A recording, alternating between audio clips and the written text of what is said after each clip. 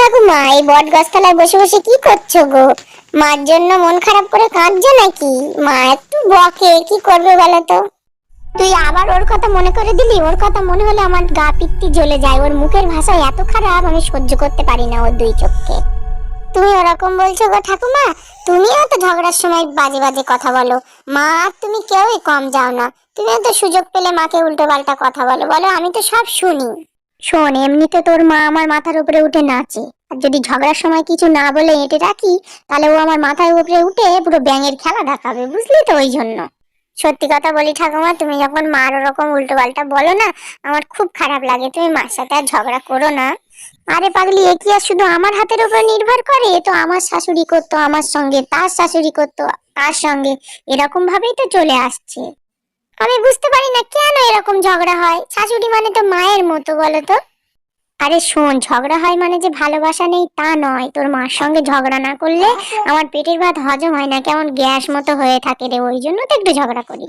আচ্ছা বাদ দাও, আমি যেটা বলতে এসেছিলাম শোনো।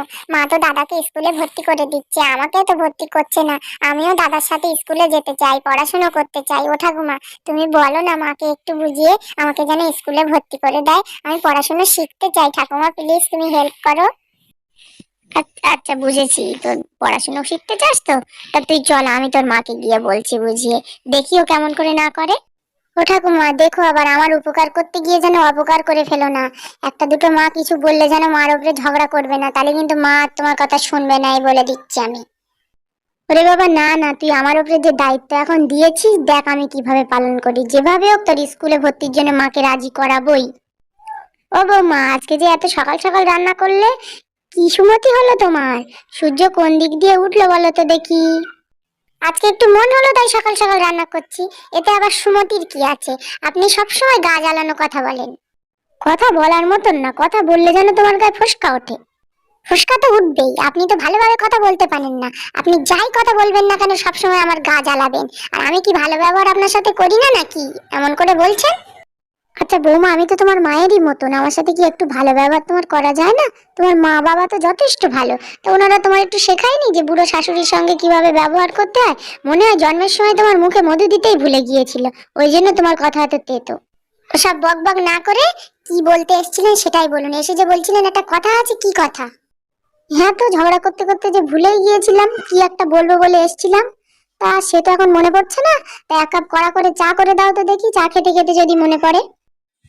শুনুন, চা খাবেন ভালো কথা, আপনার ছেলে কিন্তু চায় চিনি দিতে একদম বারণ করে দিয়েছে। চিনি ছাড়া চা করে দিচ্ছি, তাও আবার লিকার চা, দুধও খাওয়া যাবে না। শোন, চাই চিনি না দিস না দিবি, তা অল্প করে একটু দুধ দে। দুধ ছাড়া চা খেতে যেন কেমন পানসা লাগে, সেই তোর বাবার আমল থেকে দুধ খেয়ে আসছি। আর ওকে বলবি না কেমন? আচ্ছা, আপনি লুকিয়ে লুকিয়ে চা খান, আমি ওর সঙ্গে বলবো না, কিন্তু অন্যদিন কিন্তু আমি দিতে পারবো না সব দিন।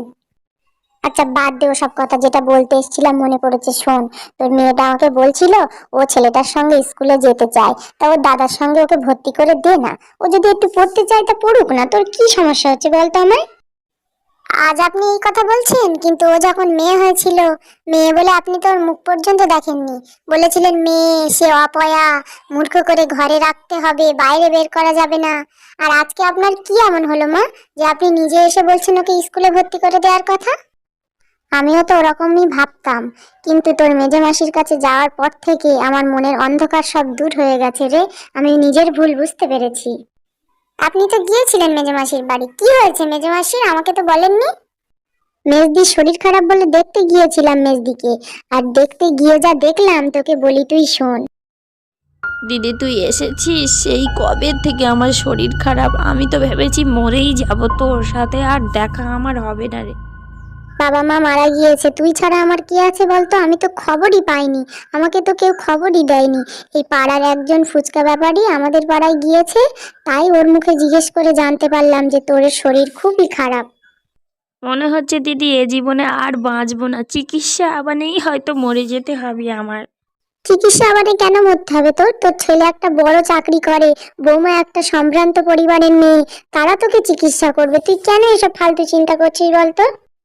না রে দিদি, ছেলেটাকে মানুষ করতে পারলাম না। বড় চাকরি করে তা কি, ও আমার পিছনে একটা টাকাও খরচ করতে চায় না। সব পয়সা নিয়ে ও আর ওর বউ বিলাসিতা করে। জীবনে কত বড় ভুল করেছি, ছেলেটাকে পড়াশোনা শিখিয়েছি কিন্তু মেয়েটাকে মূর্খ করে রেখে দিয়েছিলাম। ওই মেয়েই এখন আমার খোঁজ নেয়।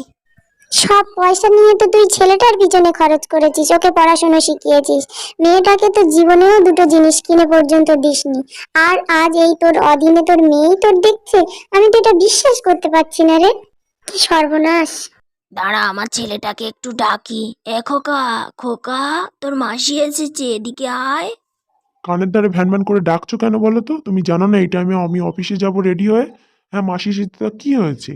তুমি ট্রিটমেন্ট করো না, তোমার বোনের তুমি সেবা করো। ভ্যানভ্যান করে ডাকার কি আছে? কাজ নেই যেন আমার? বৌমাকে একটু বল না মাসিকে একটু চা করে দিতে। তোর মাসি চা খেতে খুব পছন্দ করে, তাই ডাকছিলাম তোকে।